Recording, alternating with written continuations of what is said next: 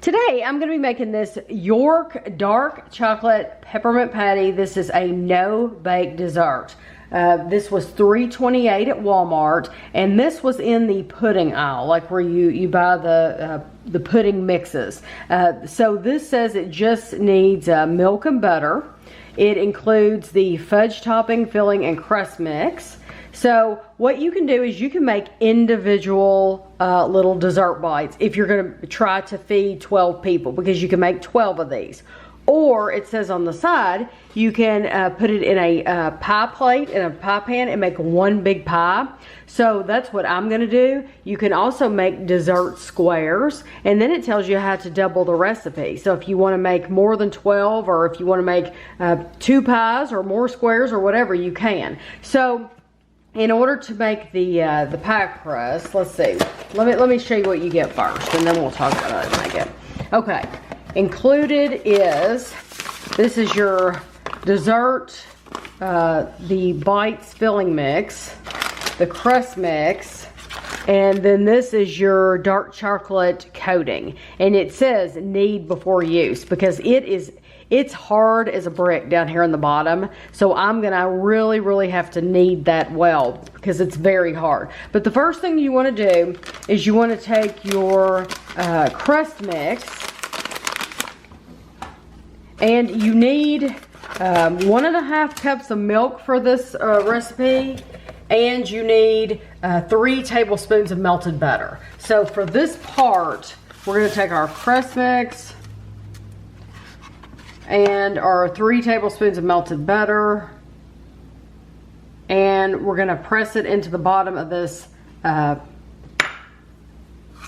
plate.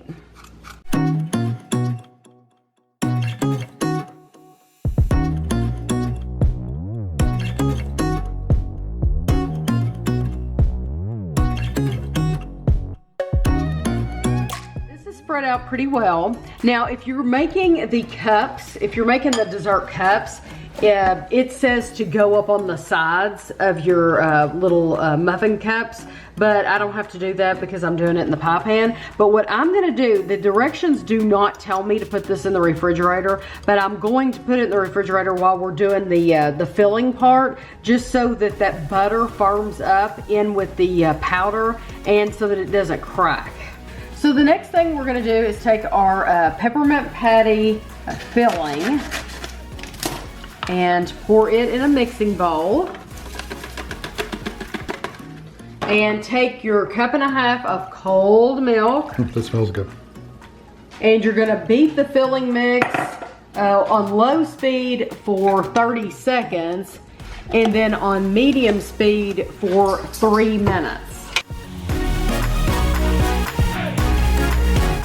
We set a timer to make sure that we let it mix for as long as it should, because as you see, it got much thicker. So now I'm gonna just pour this into my pan. I took this out of the refrigerator. I'm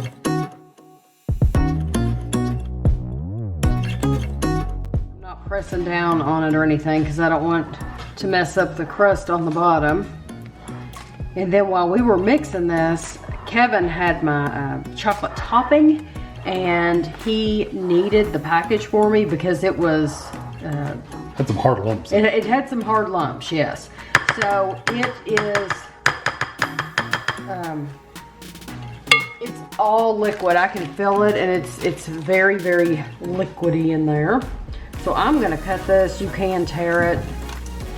And I'm gonna pour it over the top, and then I'll take the back of a spoon if I need to spread it out more, which I will. I'll take the back of a spoon and spread it out a little bit.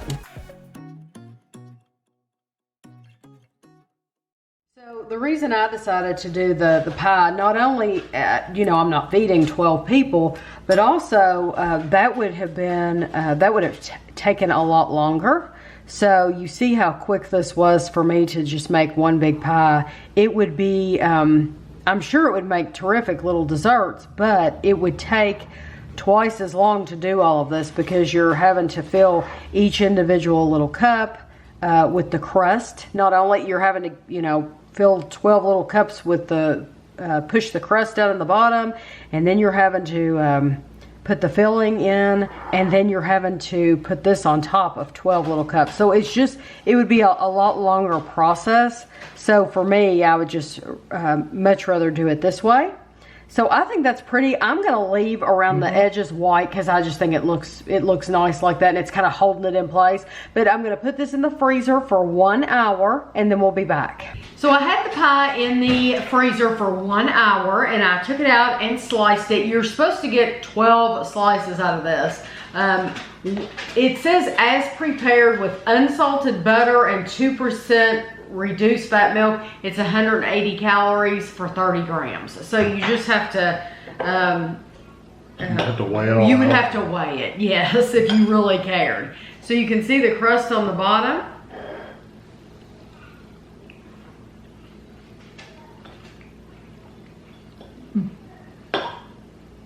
That's nice. It's not as it's pretty strong mint. Yeah, it's very strong. I like the crust. I love the dark chocolate crust. I like the texture of the crust. It's very crumbly, but it's nice. That does, when you first put it in your mouth, it's almost toothpaste. It really is. But I agree. now that I've swallowed and that mint has settled a little bit, I get more of the overall mint and chocolate flavor combined. And I actually like it. It is good. It is somewhat toothpastey though. It is, yes. So it's not like a York peppermint patty, which just has a really strong mint. This one's kind of a toothpastey mint.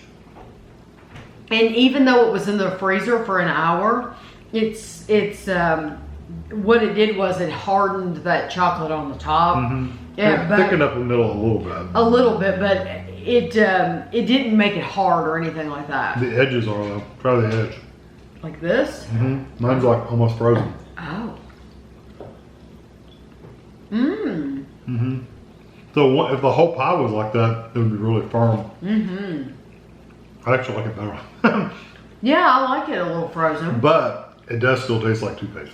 It does, yeah. I would say for the most part, this is more toothpaste than York peppermint patty. I would prefer to have a peppermint patty to this. I would too. And this is good. Don't get me wrong. It is good.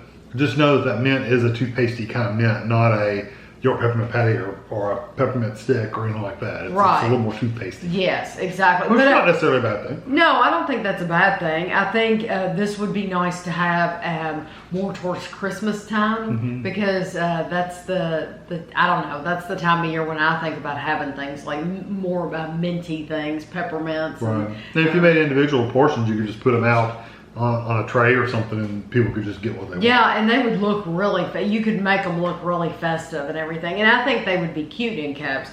This was just easier to do for a family. We have 3 people living here. It's just a lot easier to do it this way. So just know that when you see this on the back, the pan, you don't have to make it like that. You don't have to make it in the individual dessert cups. And I think bars, I like the idea of, they're calling them dessert squares. I like the idea of having dessert squares as well. That sounds good too. So I hope you enjoyed the video, and thanks for watching.